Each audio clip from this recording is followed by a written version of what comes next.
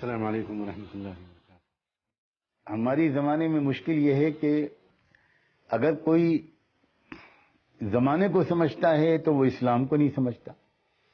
اور اگر کوئی اسلام کو کسی حد تک سمجھتا ہے تو وہ زمانے کو نہیں سمجھتا، ماڈرن زمانے کے چیلنجز کو، کنٹمپرری ورلڈ کے کوشچنز کو۔ تو ایک بہت ہی کمپریہنسو قسم کی اپروچ رکھنے والی اسکالرس کی ایک جماعت کی ضرورت ہے، جن کے دلوں میں کشادگی ہو، پازیٹو سوچ ہو، ڈیپ انڈرسٹینڈنگ ہو اسلام کی۔ تو ایسے علماء اور ایسے اسکالرس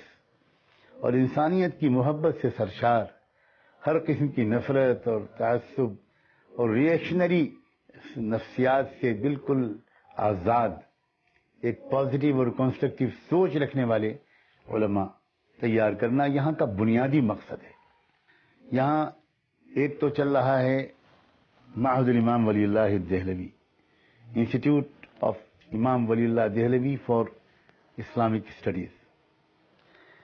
یہاں ہم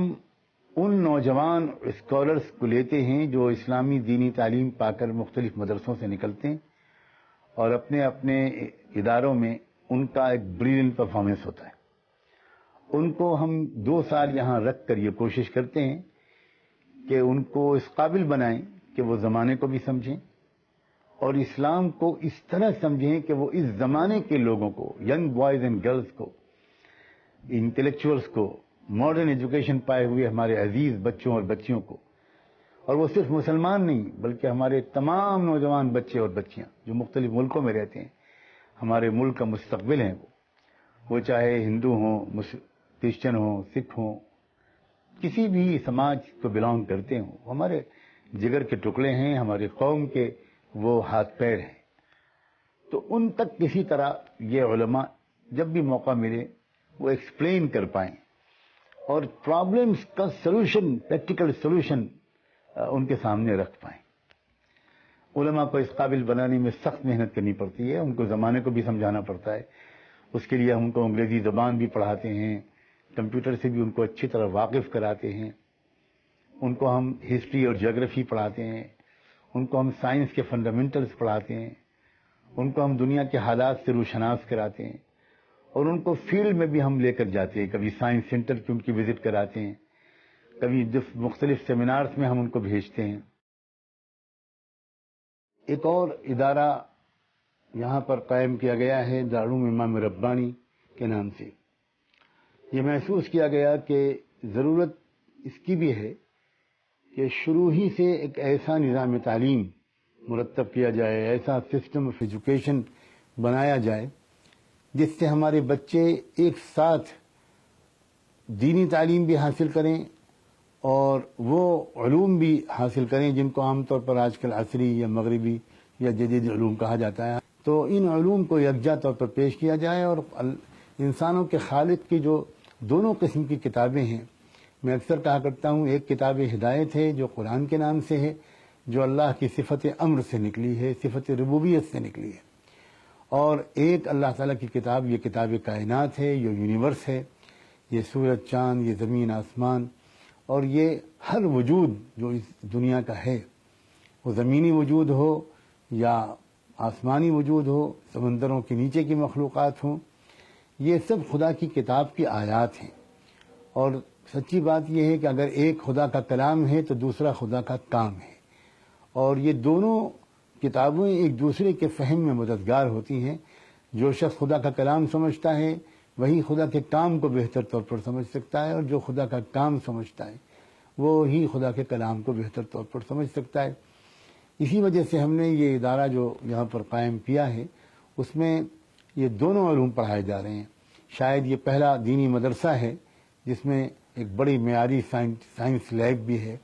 فزکس، کیمسٹری، بایولوجی کی لیب ہے، اور بچے جہاں قرآن، حدیث، تفسیر، فقہ، اصول، سیرت، عربی زبان، عربی ادب یہ سب پڑھتے ہیں،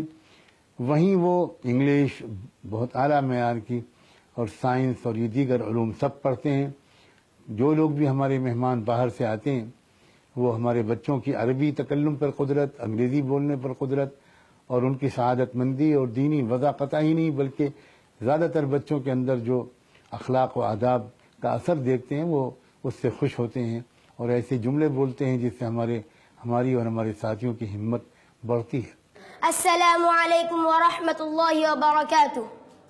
التضامن والتعاون والتعاطف والتكاتف والتآزر والتناصر كلها بمعنى واحد بمعنى التجمع والتكتل على فعل الخير. Allah subhanahu wa ta'ala says in the Quran, Ar-Rahman allama al-Quran, khalaqa al-insan allamahu al-bayan. The merciful has taught the Quran. He created man and he taught him speech. ایسے ناسازگار اور پرخطر حالات میں وہ تمام مدارس عربیہ جو انگریزی سامراج میں قائم ہو چکے تھے ملت اسلامیہ کے لیے گرا قدر خدمات انجام دیتے رہے. For the common man, it is natural to feel pleased when appreciated. But when this feeling becomes a superiority complex, it breeds a disease called kibr or self-conceit, which when expressed in actions becomes pride or takabbur. یہ بات دکھ کے ساتھ کہی جا سکتی ہے کہ پوری دنیا میں جو اس وقت پروفیشنلز کی تو کمی نہیں ہے، لیکن پروفیشنلز اکثر وہ ہیں جو اپنے پروفیشن کا مس یوز کرتے ہیں یا ابیوز کرتے ہیں یا اس کے ذریعے سے وہ ایکسپلائٹ کرتے ہیں لوگوں کو. امید ہے کہ یہاں سے ایسے پروفیشنلز بھی تیار ہوں گے، اس لیے کہ اس نظام تعلیم میں اس کی گنجائش ہے کہ یہاں سے نکلنے کے بعد وہ بچے لاء میں چلے جائیں، میڈیسن میں چلے جائیں، انجینئرنگ میں چلے جائیں، جرنلزم میں چلے جائیں، یا وہ بچے آگے چل کر علوم دین اور شریعت میں تحقیق کا مقام حاصل کریں، بہت اچھے مفسر بنیں، محدث بنیں، مورخ و سیرت نگار بنیں اور اسلام کی صحیح ترجمانی کر سکیں اور ملک کو اور انسانی برادری کو ہر پہلو سے وہ فائدہ پہنچا سکیں. کبھی اے نوجوان مسلم تدبر بھی کیا تو نے، وہ کیا گردو تھا تو جس کا ہے ایک ٹوٹا ہوا تارا، تجھے اس قوم نے پالا ہے آغوش محبت میں کچل ڈالا تھا جس نے پاؤں میں تاج سر دارا. اور ایک بات جو شاید یہاں کے پورے ماحول پر اور تمام اداروں کے لیے کامن ہے وہ یہ ہے کہ اخلاقی روحانی تعلیم و تربیت کے ساتھ ساتھ